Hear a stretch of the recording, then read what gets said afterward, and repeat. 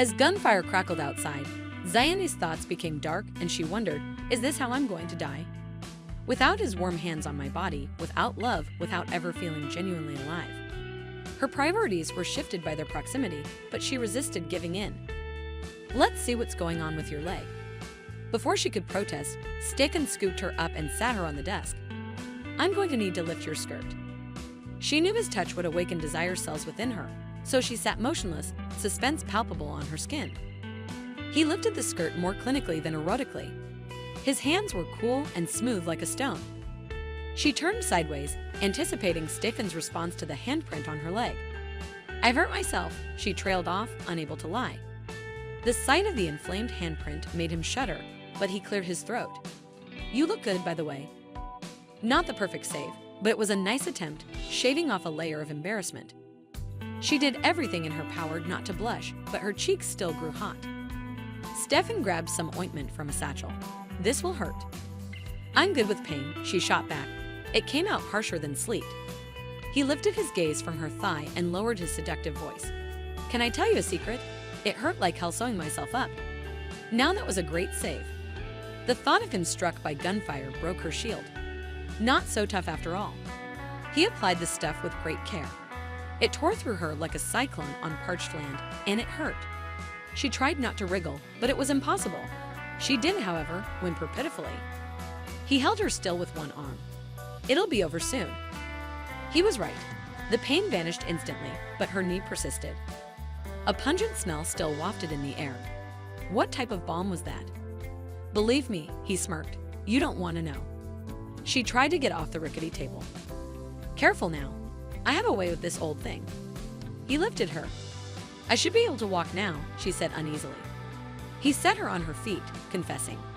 I want to make a date, dress up, get impossibly nervous, and see you again. Zayane held up her hand to display her wedding band, deflecting her stunned flattery. She didn't want her presence misinterpreted. He glanced at her ring finger and back at her. I'm sure it's a beautiful ring, but you're not wearing it. That's ridiculous, she said before looking at her left hand. She then laughed self-consciously, only seeing an indentation on her finger. I was rushing this morning. Stefan moved closer, the folds of his shirt brushing against her blouse. It had to be said. There's no opportunity here. If he was offended, he showed no signs of it. Tell me you don't feel it too. She stepped away. Like my feelings matter. They do to me. Zayane had no defense against his sincerity and tenderness. I'm so jealous of you. You just decide, and so it is. Her head buzzed with assumptions. You think nothing can happen to you?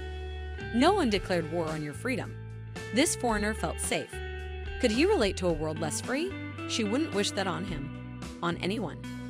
Her husband often referred to their marriage as a tool to take her permanently out of circulation, forcibly imposed monogamy. She accepted that marriage allowed no space for curiosity about new possibilities.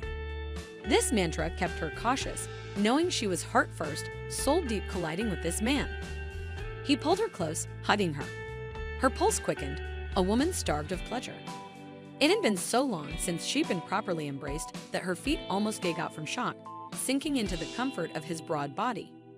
She rested her head against his chest, listening to the rhythm of his breath.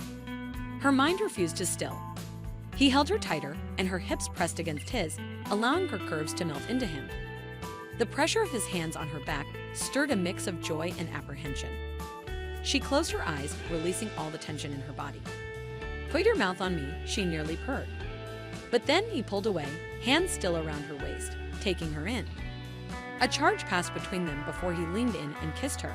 A deep, lingering kiss, too delicious to protest. She kissed back, matching his hunger. He had connected with something deep inside her without being inside her. Still, she couldn't be coerced by emotion or chemistry. She was a married woman, after all. Her husband was motivated solely by his own dark agendas, and he didn't tolerate dissent. A territorial menace, unpredictable dictator, and notorious killer, he made redacted of school-aged boys and dumped their parts on badly paved motorways. They stood close, Stefan's lips grazing her cheeks. With a gentle tug on her earlobe, he rasped, Relax, I've got you. She thought, I'm not who you think I am. It was like he heard all the chirping in her head. I've got you, he repeated softly. Her mouth was eager to connect with his again, but he turned her face slightly and pressed his lips to her throat. She pulled away. This was ludicrous. We're done here. His eyes bore into her soul, begging her not to go. And for a moment, she thought he might kiss her again. She took 2 steps back, though she wanted to taste his mouth again. Before leaving, she added, I appreciate your sacrifice and dedication. There won't be a commendation. I fully intend to have my husband speak on the issue of school abductions and make sure it goes public. He was upon her now, hovering. No, they'll be in more danger. She asked, you don't expect to go on with business as usual. A commendation. These are innocent lives at stake. The secrecy can't be good. His strong hands grabbed her thin arms, stilling her. Your husband already knows.